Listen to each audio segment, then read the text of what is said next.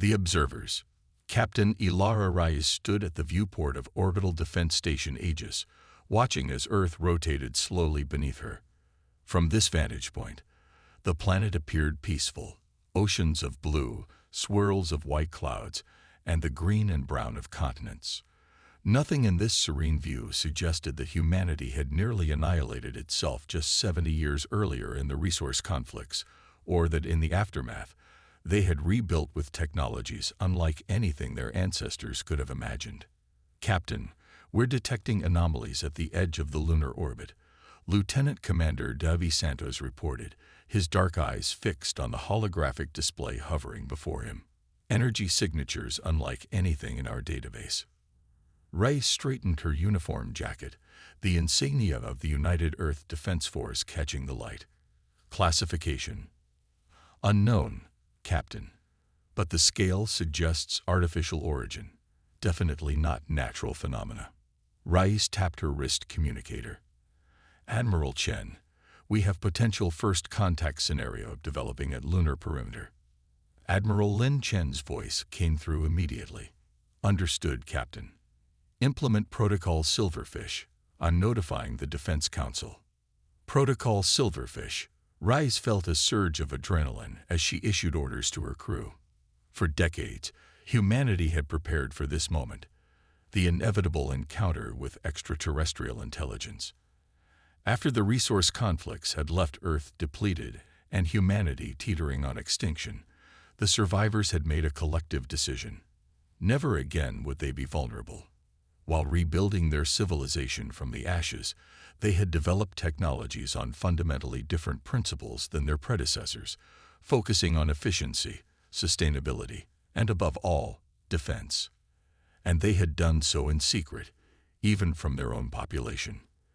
All stations, implement Protocol Silverfish, Rise announced. Power down all quantum-based systems. Revert to conventional tech signatures only. Let's make ourselves look appropriately primitive. The crew worked with practiced efficiency.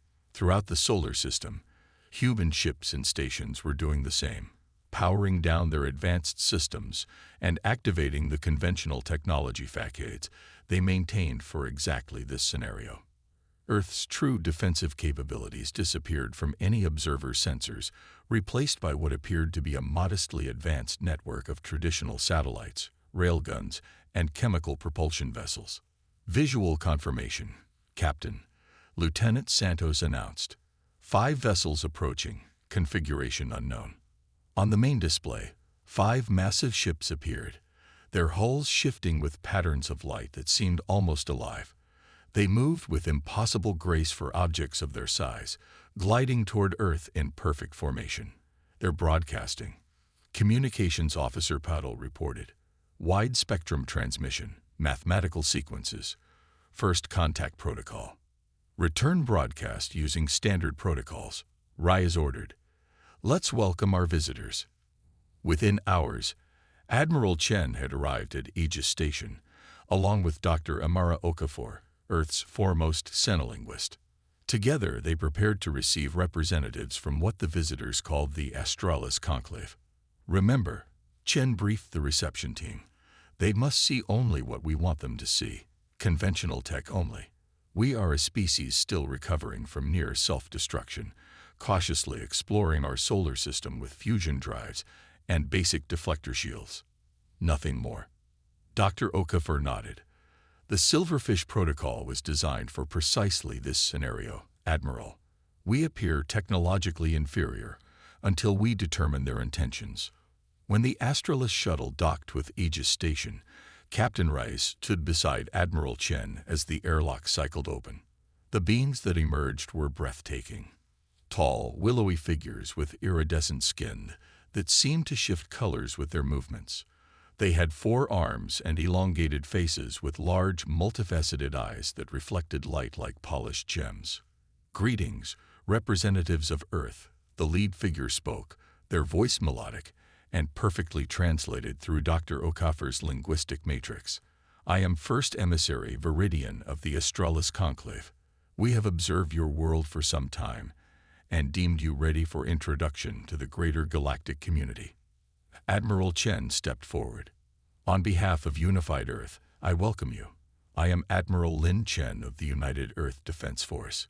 We are honored by your presence. The Astralis delegation toured Aegis Station, their faceted eyes taking in everything. Captain Rise noticed how they studied Earth's primitive defense systems with what appeared to be amusement. One Astralis, introduced as Technology Assessor Lumina, examined a conventional fusion reactor with particular interest. Your energy generation is quite efficient, given your technological level, Lumina commented, the translation carrying a distinct tone of condescension. Most species require centuries more development to achieve stable fusion. Reyes maintained her diplomatic smile. The resource conflicts forced us to innovate rapidly or perish. Yes, we observed records of your global war, Viridian said. Many developing species experience such evolutionary bottlenecks. Those that survive often emerge more unified, though technologically set back. Your recovery has been adequate. Over the next 3 days, the Astralis delegation met with Earth's Defense Council and various scientific leaders. Throughout the meetings, Captain Rise observed the subtle dismissiveness in their interactions. The Astralis clearly considered humans to be primitive but promising, like gifted children deserving of patronizing encouragement. On the 4th day, in Earth's Geneva headquarters, First Emissary Viridian made their proposal. The Astralis Conclave would like to establish a permanent embassy on your world, Viridian announced to the assembled human leadership. We would also install a guidance beacon in your system to help integrate Earth into established interstellar routes. What would this beacon entail? Admiral Chen asked.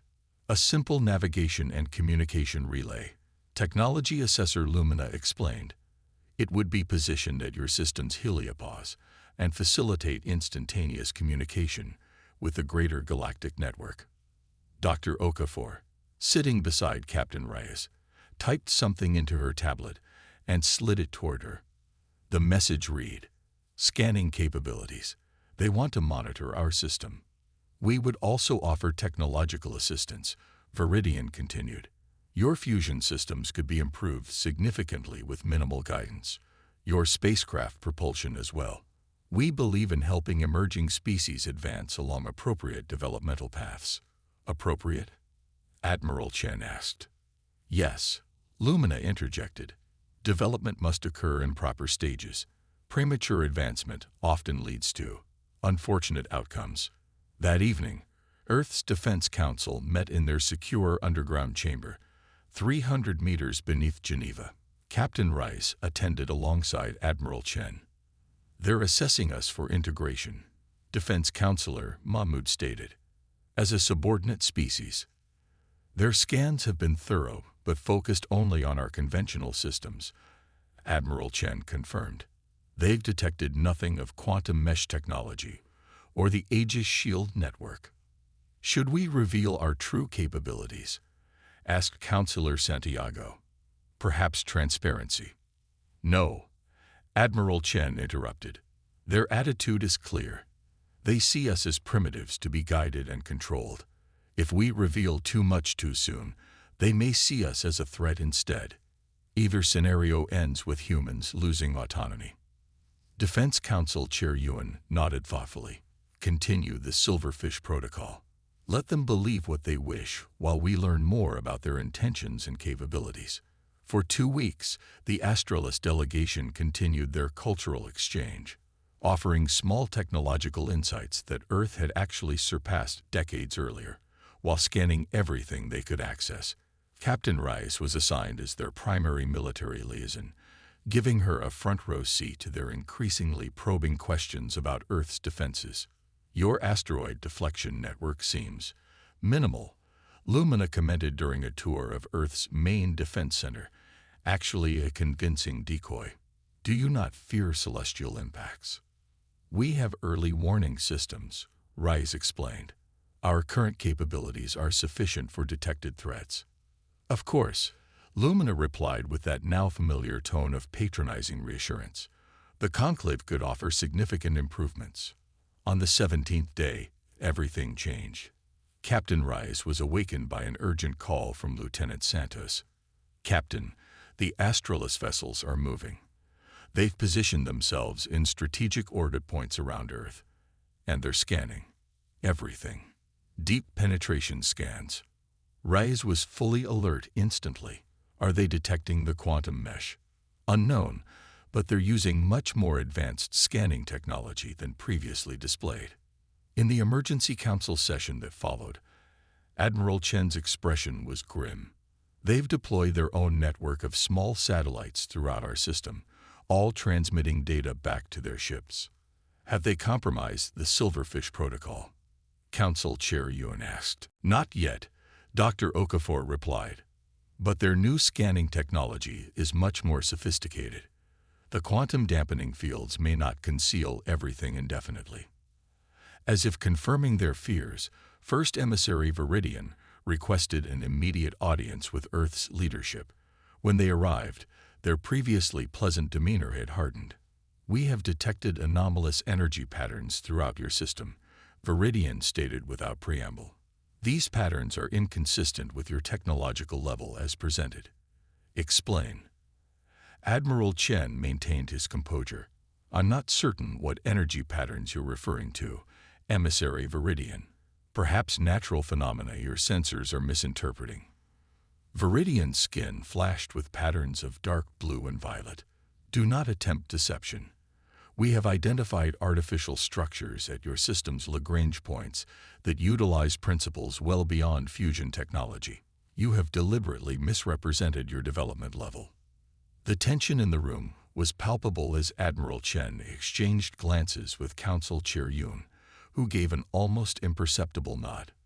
"Emissary Viridian," Chen said carefully, "every species has the right to protect certain technological advancements, particularly during first contact scenarios with unknown parties." Viridian's tone grew cold. "The Astralis Conclave determines appropriate technological development paths for emerging species. Your concealment suggests hostile intent or dangerous developmental anomalies." "Not hostile," Captain Rice interjected. "Cautious." Viridian turned those multifaceted eyes toward her. "Your caution is noted, Captain. However, the Conclave must now reassess humanity's integration process. We will require full disclosure of all technologies developed since your resource conflicts, particularly these unusual energy signatures we've detected." Admiral Chen straightened. "And if we consider such disclosure premature at this stage of our diplomatic relationship?" Viridian's skin rippled with patterns of crimson and gold. "Then we would be forced to conclude that humanity represents a potential destabilizing element in this sector. The Conclave would need to implement oversight protocols to ensure regional security." The threat was clear. "We request 24 hours to consult with our full governing body," Council Chair Yun stated diplomatically. 12 hours, Viridian countered. "We await your decision." As the Astralis delegation departed, Captain Rice turned to Admiral Chen. "Sir, they're positioning their ships for something. The energy readings from their fleet have increased by 300%. Chen's expression was resolute. "They've found enough to make them suspicious, but not enough to know what they're truly dealing with. They're preparing to force our compliance through intimidation or worse." Council Chair Yun looked at each person in the room. "It seems the time for Silverfish Protocol is coming to an end. Prepare for Protocol Leviathan." Captain Rice felt a chill run down her spine.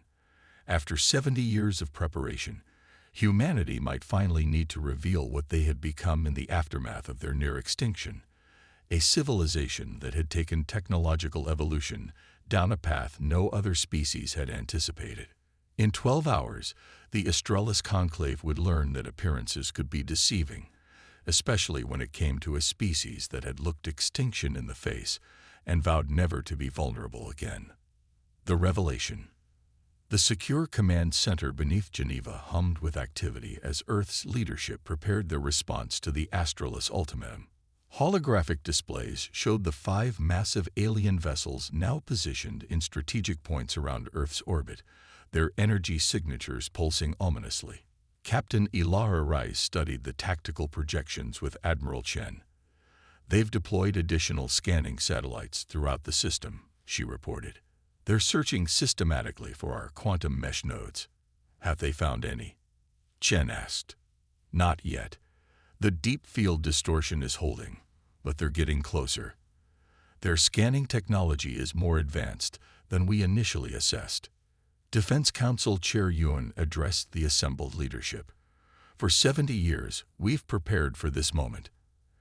After the resource conflicts nearly destroyed humanity, we chose a different path, developing technologies that would ensure our survival regardless of what threats we might face, whether from ourselves or beyond our world.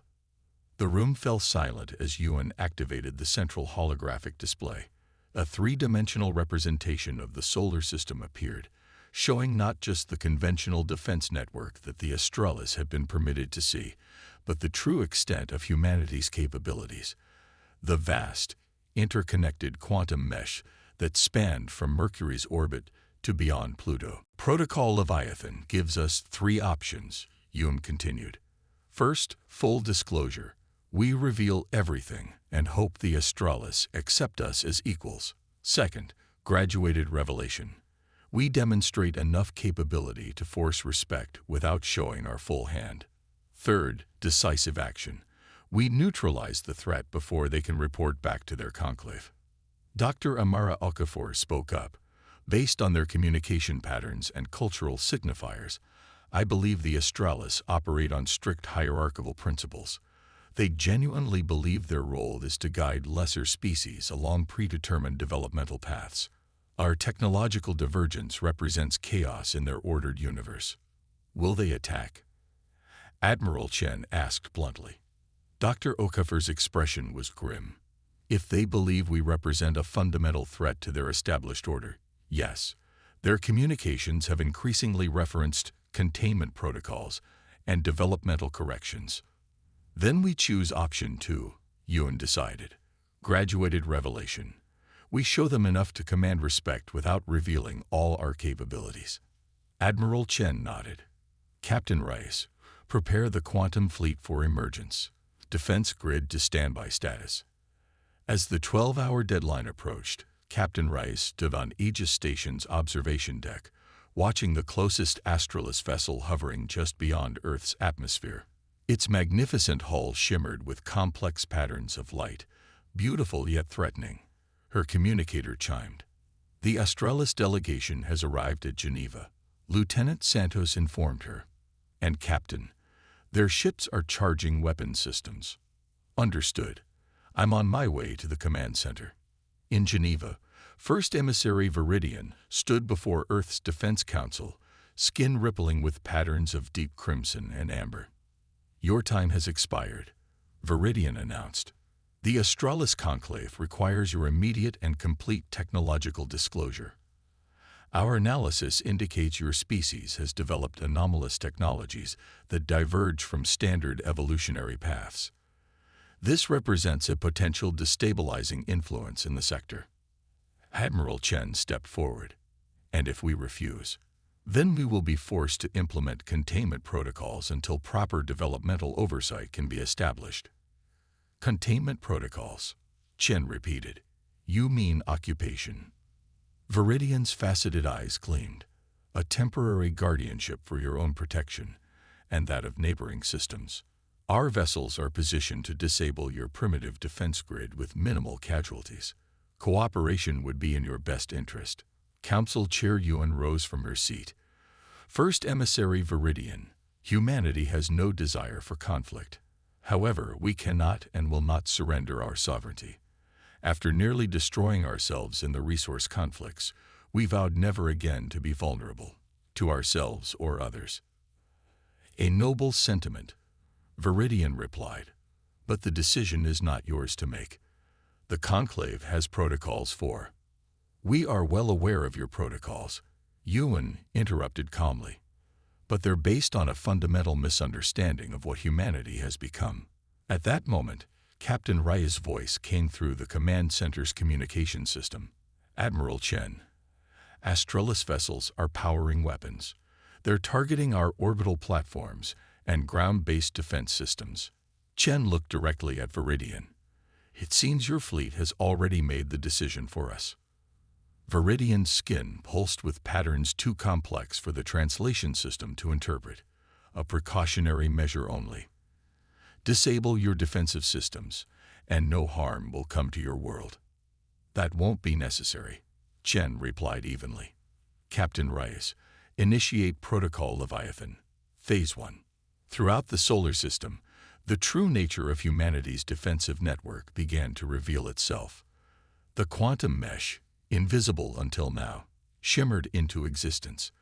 Thousands of small nodes positioned at strategic points activated simultaneously, creating an interlinking web of quantum-entangled energy that spanned the entire system. On the tactical displays, the Astralis vessels suddenly froze in position as invisible forces took hold. What is this? Viridian demanded, their composure finally breaking as reports flooded in from their fleet. Phase 1 of our actual defense grid, Admiral Chen explained calmly. What you're experiencing is a localized quantum field that disrupts conventional propulsion and weapon systems. Your ships are currently unable to fire or maneuver. In space, the effect was spectacular. The 5 Astralis vessels, each massive and impossibly advanced, hung motionless, caught in a web of forces they clearly didn't understand. Their hulls still shimmered with light patterns, but the threatening posture had been neutralized. Impossible, Technology Assessor Lumina whispered, having joined Viridian in the chamber. This technology operates on principles outside established development progressions. Yes, Dr. Okafor confirmed. That's precisely the point. Council Chair Yuan gestured to another display. After the resource conflicts, humanity was forced to completely reimagine our approach to technology. With limited resources and a devastated ecosystem, we couldn't follow traditional developmental paths. Instead, we explored quantum entanglement not just for communication, but for energy manipulation, propulsion, and defense. Your ships remain undamaged, Admiral Chen assured Viridian. We have no desire to harm you, but we will not be threatened or occupied. Captain Ray's voice came through again. Admiral, the Astralis vessels are attempting to adapt. They're reconfiguring their hull matrices. Expected, Chen replied. Implement Phase 2. Throughout the system, larger nodes of the quantum mesh activated, creating visible distortions in space-time around the Astralis vessels. Their attempts to break free ceased immediately. Phase 2 creates localized bubbles of altered space-time, Chen explained to the astonished Astralis representatives. Your ships exist in a slightly different temporal field than the surrounding space. The effect is temporary and harmless. Viridian's skin had turned a pale blue. This technology, it should not be possible at your developmental stage. Because we didn't follow the path you expected, Dr. Okafor said. Necessity forced innovation in directions other species never explored. For the first time, the Astralis representatives seemed genuinely unsettled. Viridian and Lumina communicated in rapid bursts of color patterns across their skin before turning back to the humans. The Conclave has encountered over 300 distinct intelligent species, Viridian said slowly. All followed predictable technological development patterns, with minor variations. What you have demonstrated exists outside our understanding of technological evolution. Which is why you assumed we were primitive, Council Chair Yuan noted. You were looking for familiar signposts, fusion power, deflector shields, matter-antimatter reactions. When you didn't see advanced versions of those technologies, you concluded we were underdeveloped. We developed what we needed, Admiral Chen added. The quantum mesh doesn't just defend, it connects, communicates, and sustains. It's integrated into every aspect of our civilization, though we keep much of it hidden even from our own population to prevent misuse. Captain Rice entered the chamber, having returned from Aegis Station. Admiral, all Astralis vessels are secured.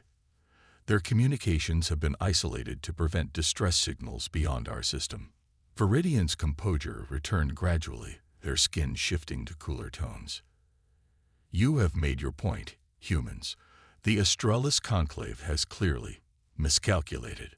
If you would release our vessels, we will depart your system immediately. That won't be necessary, Ewan said. We don't want you to leave with misconceptions about our intentions. Humanity has no desire for conflict or expansion. We developed these technologies for defense, not conquest. Then what do you propose? Viridian asked cautiously. Admiral Chen smiled slightly. A genuine exchange.